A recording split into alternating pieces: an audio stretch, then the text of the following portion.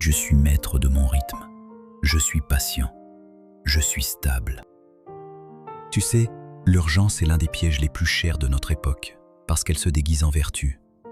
Elle ressemble à de la réactivité, à de l'ambition, à du sérieux. Elle donne l'impression que tu es dans le mouvement, que tu fais les choses, que tu ne perds pas de temps. Mais très souvent, ce n'est pas du mouvement, c'est une fuite. Ce n'est pas du progrès, c'est une réaction. Et une vie construite en réaction finit toujours par coûter plus qu'elle ne rapporte. Le problème avec l'urgence, c'est qu'elle ne détruit pas tout d'un coup. Elle détruit par petites pertes successives. Un achat impulsif ici, une décision précipitée là, une stratégie abandonnée trop tôt, un message envoyé trop vite, un rendez-vous accepté sans réflexion. Et quand tu additionnes ces petites pertes, tu découvres une chose.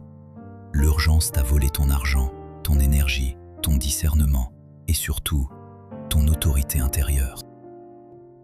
Aujourd'hui, on va mettre de la lumière sur ce mécanisme, sans drame et sans exagération.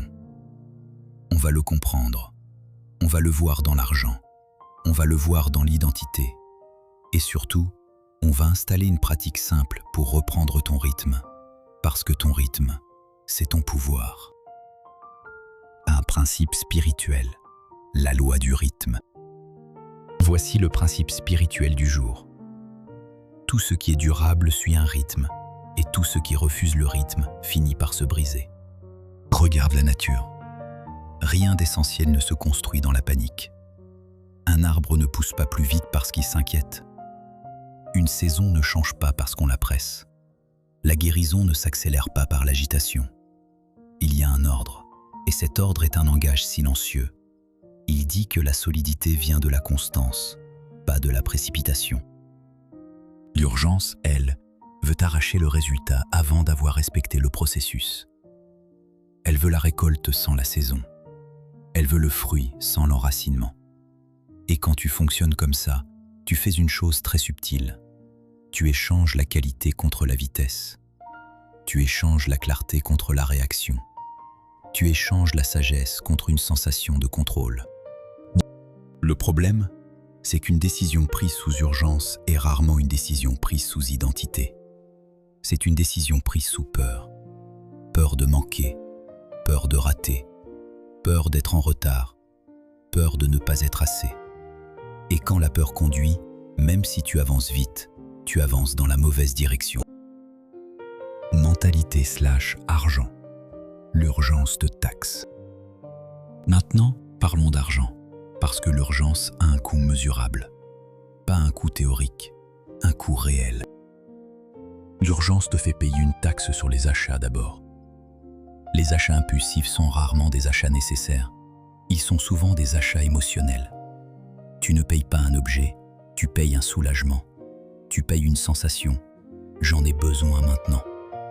Et ce maintenant te fait perdre la meilleure arme financière, le délai. Le délai est ce qui protège tes décisions. L'urgence, elle, supprime le délai. Mais l'urgence te taxe aussi sur les opportunités. Quand tu es pressé, tu acceptes des conditions faibles. Tu dis oui trop tôt. Tu signes sans lire. Tu choisis un raccourci parce que tu veux aller plus vite. Et parfois, tu perds plus à cause d'un mauvais choix rapide que ce que tu aurais gagné en attendant un choix juste. Enfin, l'urgence te taxe sur tes systèmes. Parce que la prospérité responsable ne se construit pas sur des coups d'éclat. Elle se construit sur des routines simples. Suivre, planifier, investir, développer une compétence, protéger son temps, répéter un protocole. Mais si tu vis dans l'urgence, tu n'aimes pas les systèmes. Tu trouves ça lent, tu trouves ça lourd. Alors tu changes, tu recommences, tu t'éparpilles et tu reviens au point de départ trop souvent. C'est là que la phrase devient vraie. Les gens pressés paient cher leur vitesse parce qu'ils achètent des décisions rapides au prix du long terme. Le pressé et le bâtisseur. Laisse-moi te raconter une scène qui ressemble à la vraie vie. Il y a 2 personnes dans la même ville avec des obligations similaires. La première est pressée, la seconde est bâtisseuse. La première n'est pas mauvaise, elle est juste gouvernée par l'urgence. La seconde n'est pas parfaite, elle est juste gouvernée par un rythme. La personne pressée se réveille déjà en retard, même quand l'horloge dit le contraire. Elle vit avec une sensation intérieure d'urgence, comme si quelque chose la poursuivait. Elle commence sa journée en répondant, en rattrapant, en réagissant. Elle ouvre ses messages, elle scrolle, elle se compare, elle se met la pression.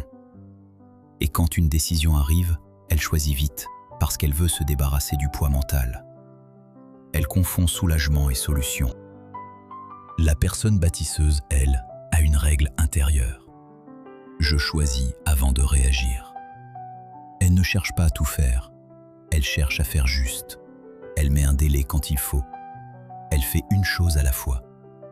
Elle construit une stabilité qui n'a pas besoin d'être spectaculaire. Et à la fin du mois, elle n'a pas seulement plus d'argent, elle a plus de paix. Parce que ses décisions ont été prises dans la clarté, pas dans la panique. Ce qui sépare ces deux personnes, ce n'est pas la chance, c'est le rythme. Et le rythme, c'est une discipline, c'est une identité. Je suis quelqu'un qui n'obéit pas à l'urgence. Les 3 formes d'urgence. Identifier le vrai problème. Pour devenir libre, il faut nommer. Parce que ce qu'on ne nomme pas nous dirige.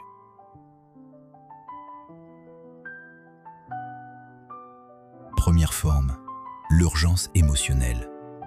Tu n'as pas vraiment besoin d'acheter, de changer, de fuir. Tu as besoin d'apaiser. Tu es tendu, fatigué, frustré. Et l'urgence arrive comme un anesthésiant. Fais quelque chose maintenant pour ne plus ressentir. C'est là que naissent les décisions qui coûtent cher, parce qu'elles ne résolvent rien, elles couvrent. Deuxième forme, l'urgence sociale. Tu as peur d'être en retard, peur que les autres aient déjà réussi, peur de ne pas être au niveau. Alors tu accélères, mais pas parce que c'est juste, parce que tu te compares. Et une vie construite sur la comparaison n'a pas de paix, parce que la comparaison n'a pas de fin. Troisième forme, l'urgence stratégique.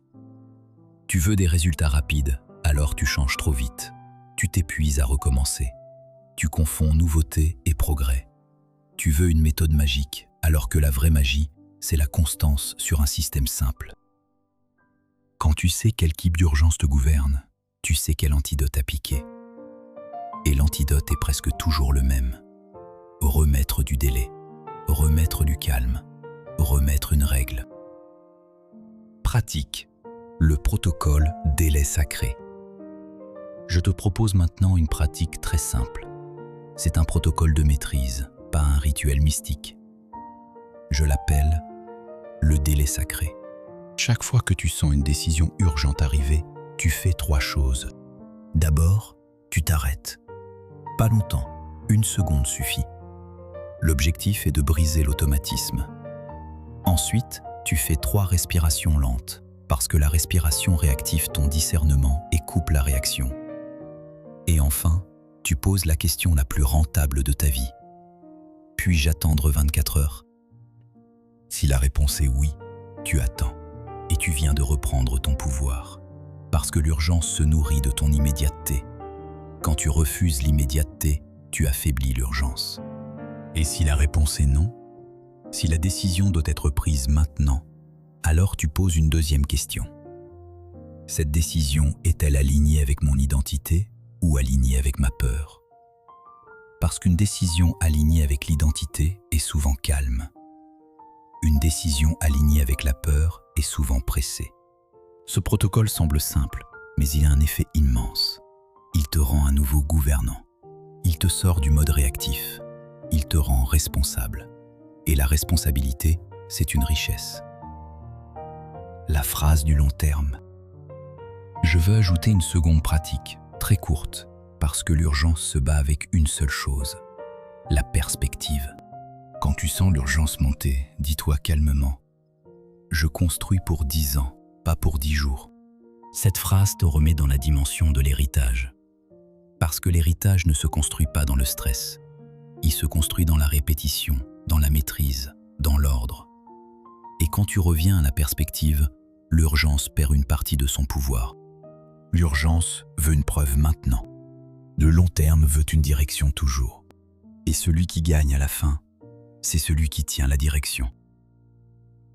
2 choix pour aujourd'hui. Aujourd'hui, tu vas faire 2 choses, simples et puissantes.